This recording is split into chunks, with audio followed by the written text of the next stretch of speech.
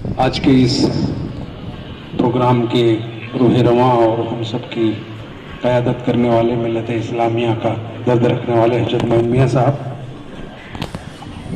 कांग्रेस के ही नहीं बल्कि मुंबई शहर के बहुत ही लाडले और तेज तर्रार MLA, हम सबके साथी लीडर भाई MN पटेल जी, नगर सेवकों में अपनी पहचान मुंबई की 227 सीटों में कारपोरेशन के हदूद से बाहर भी जाकर पहचान बनाने वाले भाई जुनेजा जी, आपके हर के लजीज लीडर साबिक MLA यूसुफ अबरानी साहब,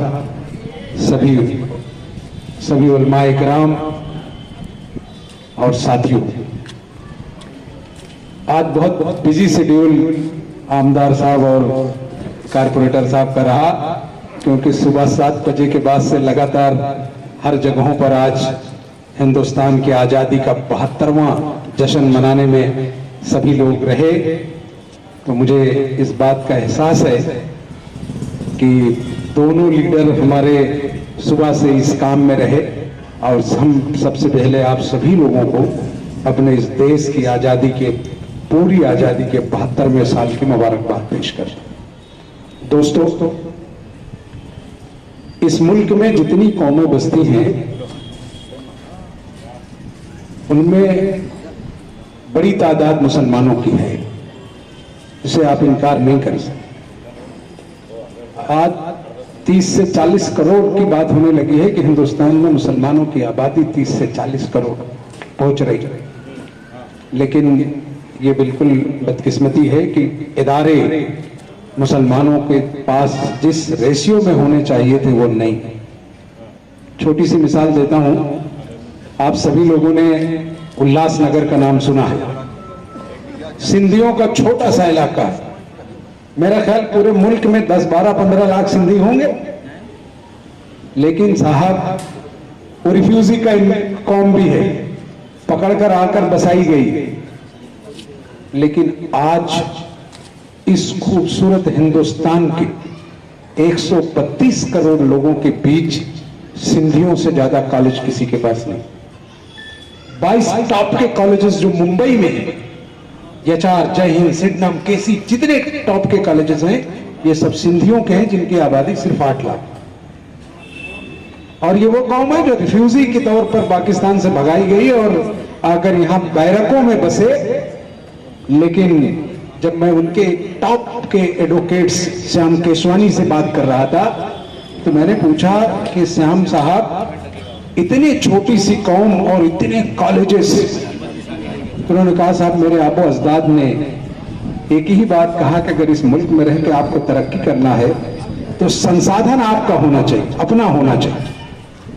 मैं बहुत मुबारकबाद देता हूं अमीन भाई को कि साउथ मुंबई की इस खूबसूरत मैदान में आपने जो ताकत लगाई।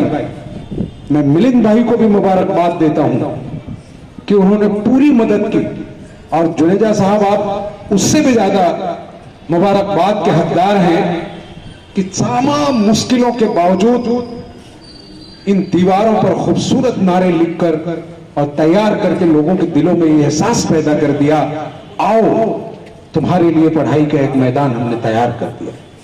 शायद इससे बड़ा कोई काम नहीं है। अगर आप इस इलाके के लोगों को 1-1 लाख दे के आ जाते तो भी कोई हैसियत उस पैसे की नहीं होगी जिन बच्चों के लिए आपने उनके मुस्तकबिल की तारीख लिख दी और ये मैदान बनाकर आपने उनके हवाले कर दिया। यकीनन आप तीनों, मिलिंद भाई का इसलिए खास करके शुक्रगुजार हूं कि उनका लगाव बच्चों में बहुत है। मैंने मुरली भाई टाइम से देखा कि अगर कोई बच्चा विदेश जाना चाहे खेल कूद के लिए तो मिलिंद भाई के पास जबरदस्त फंड पड़ा है, आपको पता भी नहीं चलेगा कितना पैसा लगने वाला है। वो आदमी भेजने के बाद लोगों को पता चलता था कि फला इलाके के बच्चे को मिलिंद भाई ने विदेश में खेलने के लिए भेज दिया। तो आप दोनों की लीडरशिप की तरबियत वहां से हुई, और एजुकेशन के लिए इन गलियों में इस बात की जरूरत है, क्योंकि इन मोहल्लों में आप घुसना मुश्किल काम, रोड पे चलना मुश्किल काम है, और यह हजारों मीटर का मैदान जिसे हजरत मोइन मिल्लत ने बचाकर न सिर्फ अपने ऊपर बल्कि इस कौम के ऊपर और इस इलाके के ऊपर जो एहसान किया है, उसको उतारने के लिए हमारे पास कोई साधन नहीं, बस एक ही साधन है कि इस मैदान से निकलने वाला तालिब इल्म हिंदुस्तान के परचम पर पहुंचकर इस बात का एहसास करा दे कि मैं उन गलियों से पढ़कर आया जिनके मोहल्लों में चलने के लिए हमारे पास जगह नहीं है। आज का ये मैदान देखने के बाद इस बात का एहसास दिलाता है कि हमारी कौम को दिलचस्पी है पढ़ाई में, क्योंकि इन्हीं इलाकों में एक दो तीन कॉलेजेस छोटे छोटे हैं। जब बच्चों को एडमिशन नहीं मिलते थे तो उन मोहल्लों में लोग जाया करते थे। आज वहां के भी एडमिशन खोलो, अब वहां भी एडमिशन नहीं मिलते। तो घरों की तो हालत आपको पता है कि 10 बाई 12 के रूम में पूरी जिंदगी निकल गई। बाप बेटे दादा पोते तक एक ही मोहल्ले में बाहर नहीं जा सके तो वो पढ़ने के लिए कहां जाते। ये तो अब डिजिटल दौर है तो छोटे मोटे संसाधन जो हाथ में है उससे अपनी पढ़ाई कर ले रहे हैं, लेकिन इस खुले मैदान में खेल कर अपनी तरबियत पा जाएं और यहां से पढ़ के जब वो बाहर निकलेंगे तो यकीनन अपने आबो अजदाद को जरूर याद करेंगे। और खास करके हमारे मोइन मिल्लत साहब के उनके वालिद की, क्योंकि उनकी तरबियत थी कि उन्होंने जंगलों में मदरसे कायम कर दिए जहां हम कब सोचा नहीं करते थे। कभी 25-30 साल पहले अगर आप मुमरा गए हो तो 10-5 रूम हुआ करते थे। आज आप मुमरा में घुस नहीं सकते। आप सोचिए कि उनकी सोच क्या रही होगी कि 30-40 साल बाद ये मुमरा जो जंगल था पहाड़ों के बीच में था, ये इतना बड़ा शहर बनेगा कि उसे हर चीज की जरूरत होगी। तो ये तो शहर का दिल है। और हजरत, मैं समझता हूं कि आपने इस इलाके की तमाम वो गलाजत जिसे आपने यहां से खत्म कराया, मेहनत की, उसका सिला कोई नहीं दे सकता, कोई सरकार नहीं दे सकती। वो देने वाला अल्लाह है जिसके साए में आपके साथ रहकर सभी लोग फैज़याब हो रहे हैं। सियासत में बहुत लोग आते हैं, अलग अलग तरह के काम करते हैं, लेकिन आपने जो मिशन एजुकेशन के लिए बनाया, आपकी जो फिक्र है, जो आपकी सोच है, वो मैं समझता हूं कि बहुत कम लोगों में है। आप खालिस खानकाही आदमी, खालिस खानकाही आदमी है, जहां से आप सज्जादा नसीन है। पूरे हिंदुस्तान और बाहर के लोग उस चौखट पर आते हैं। आप भी चाहते तो सिर्फ खानकाहों में बैठे रहते, लेकिन आपने खानकाहों से निकलकर जो चीजें तैयार कर दी इस मुल्क के लिए, जो सिस्टम आपने तैयार कर दिया कम्युनिटीज के लिए, जो सिस्टम आपने तैयार कर दिया यहाँ के लोगों के लिए, उसे लोग खानकाहों से ज्यादा आपके इस काम के लिए आपको याद करें। क्योंकि हमारे बुजुर्गों का जो खानकाहें हैं वहां से हजारों लाखों फैज़याब होते हैं, इससे कोई इनकार नहीं, और कयामत तक फैज़याब होते रहेंगे, इससे कोई हट नहीं सकता। लेकिन आपने देखा कि खानकाहों से पैसे निकलकर एजुकेशन में नहीं लग पाए। लोग लड़ते रहे, उन पैसों से बिल्डिंगें जो तामीर कर दी, लेकिन दिलों को नहीं बना सके। आपने दिलों को भी बना दिया, बच्चों के एजुकेशन को भी तय कर दिया, और लीडरों को भी इस लायक आपने बना दिया कि वो असेंबलीज में भी अपनी आवाज को ताकत के साथ रख सकते हैं, और कॉर्पोरेशन में भी आपकी तमाम बातों के लिए लड़कर जीत कर इन इलाकों के लिए जो काम करते हैं वो आपके सामने। पिछले दिनों इसी मोहल्ले में पानी का एक चश्मा जो आप हमारे नगर सेवक ने बेहतरीन तरीके से, क्योंकि इस्लाम में पानी के लिए जो अहमियत है आप अपनी तारीख पढ़ सकते हैं, उन्होंने किया कि इस इलाके के लोगों के पास पीने का पानी नहीं था। बेहतरीन काम कर दिया, बच्चों के लिए छोटा नल, औरतों के लिए अलग से, बड़ों के लिए अलग से। ये जो सोच है ये इस्लामिक सोच तो है ही है, लेकिन इंसानियत का सबसे बेहतरीन पैकर है कि यहां से आपको ये सब चीजें मिल रही है, और ये आपकी बरकत है हजरत, आपकी सोच की बरकत है। मैं इसी मैदान में आया था, मुझे याद है कि नमाज के ताल्लुक से वजू कैसे करें उसके ताल्लुक से भी आपने लोगों को आगाह कराया, उसकी सीडी बनाकर लोगों में, जिस तरह से ये कभी होता नहीं।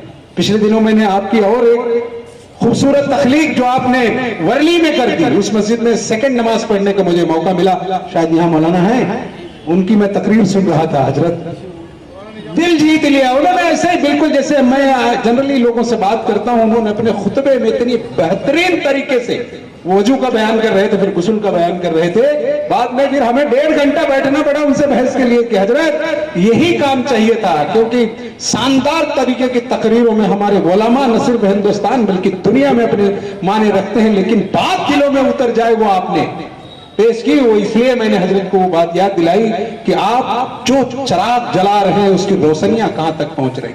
आपने अभी गुजरात में एक बेहतरीन इदारा कायम कर दिया, और उन सब पर ये इदारा आज इसलिए भारी है कि यहां से लाखों लोग पढ़ के निकलेंगे। तो अमीन भाई आपकी भी 2-4 नस्लों के लिए वो दुआ करेंगे, क्योंकि यही एक चीज है, आप किसी को पैसा तो दे सकते हैं। आपको अगर सरकार 5 करोड़ फंड देती है तो पहले दिन ही खत्म होगा, 10 करोड़ दोगी तब भी खत्म हो जाएगा, 50 करोड़ देंगे तभी खत्म होगा। लौट कर ये नहीं कहेगा कि अमीन भाई ने हमको 5 लाख रुपए दिया। लेकिन इस बात के लिए दलील है कि साउथ बंबई में जिस तरह से आप लोगों ने एजुकेशन का जाल बना दिया और लोगों के बच्चों के लिए भविष्य का जो तैयारी कर दी, उसे कोई भूल नहीं सकेगा। और मैं दोबारा आप तीनों को, मिलिंद भाई को खास करके अपने आमदार को कभी भी याद कर लीजिए, लड़ने के लिए तैयार, काम करने के लिए तैयार, चाहे पार्टी लीडरशिप हो, पार्टी में भी उनको पार्टी ने जबरदस्त जवाबदारी दी है, हाउस में भी दी है और पार्टी के अंदर भी दी है। अभी जो नई बॉडी हमारे 11 लोगों की बनकर आई है, मिसेस गांधी ने, उसमें भी उनको जवाबदारी दी है। तो ये हमारे लिए फख्र की बात है कि हम ऐसे शानदार एमएलए और कारपोरेटर और अपने पूर्व मंत्री और खासदार के साथ है कि जिसको इस इलाके की फिक्र है। आज इलाका डेवलप हो रहा है। आप देखिए कि जिन जिन जगहों पर चीजें नहीं थी, अपने बुजुर्गों के दरवाजे देखिए अलग अलग मोहल्लों में, आपकी खानकाहें देखिए, इलाके के स्कूल देखिए, ये सब बड़े पैमाने पर हो रहा है। और उसमें आप लोगों की बड़ी क्रेडिट है कि आप जिस ताकत से सरकारों से लड़कर चीजें लाकर लोगों के लिए कर रहे हैं, ये बहुत कम लोग करते हैं। मैं एक बार हजरत मोइन मिल्लत साहब का और उनके तमाम उलमा इकराम का, जो इस बात के लिए फिक्रमंद होते हैं कि जब कभी कोई इशू बनता है तो मैंने देखा है कि पूरी ताकत के साथ हजरत आपके साथ आपके सारे उलमा और इस शहर के तमाम आपके चाहने वाले मजबूती से खड़े रहते। उसी तरह से हम लोग भी आपके चाहने मानने वालों में से हैं कि जब भी आपका कोई हुक्म होता है पहुंचते हैं, और अगर जब भी ऐसा लगता है कि ये कुछ काम हो रहा है तो दूसरे प्रोग्राम छोड़कर यहाँ आने में खुशी महसूस होती है। इस बात का ऐसे लगता है कि शायद हम अपने घर में पहुंच रहे हैं जहां से अपनी हैसियत का अंदाजा हो। तो ये मैं मुबारकबाद देकर और इस मैदान की खूबसूरती देखकर आज इस बात का एहसास है कि मौलाना अबुल कलाम आजाद ने जो सपना इस मुल्क में देखा था वो हजरत के हाथों और हमारे दोनों लीडरों के हाथों पूरा होगा कि ये एक हब, एक गहवारा बनेगा एजुकेशन का। यहां से लोग निकलेंगे आईएएस, आईपीएस और हमारे दूसरे ट्रेडिशन के जो बच्चे आएंगे वो आगे बढ़ेंगे। शुक्रिया, खुदा हाफिज़।